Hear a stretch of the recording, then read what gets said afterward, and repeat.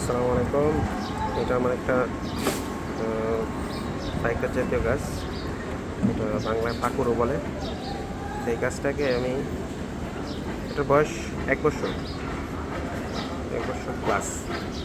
এই গাছটাকে আমি মানে প্রয়োজনের তুলনায় অতিরিক্ত প্রুনিং করছি, যার কারণে এটার পাতাগুলো একেবারে ছোট হয়ে গেছে। তো এটা গাছের জন্য একটা ঝুঁকি, মানে প্রুনিং করার ক্ষেত্রে একটা নির্দিষ্ট পিরিয়ড সময় দিতে হয়। এটা হতে পারে ধরেন প্রতি 3 মাস বা 6 মাস অন্তর অন্তর প্রুনিং করলে ভালো হয়। আমি প্রতি 2 মাস পর পরই প্রুনিং করছি, যার কারণে এই গাছটার পাতাগুলো একেবারে ছোট হয়ে গেছে। আলহামদুলিল্লাহ ভালো হয়েছে, সারভাইভ করছে। সচরাচর এত প্রুনিং করলে গাছ সারভাইভ করে না। তো এটা আমার একটা এক্সপেরিমেন্ট ছিল, এক্সপেরিমেন্ট থেকে আর কি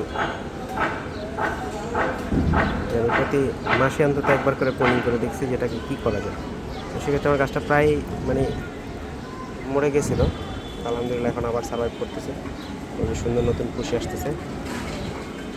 মাশাআল্লাহ, বারাকাল্লাহ। সবগুলো ডাটে 7টা 5টা করে নতুন পুষে আসতেছে।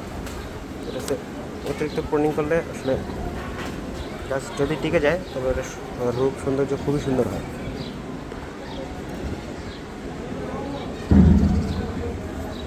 দারুণ দারুণ।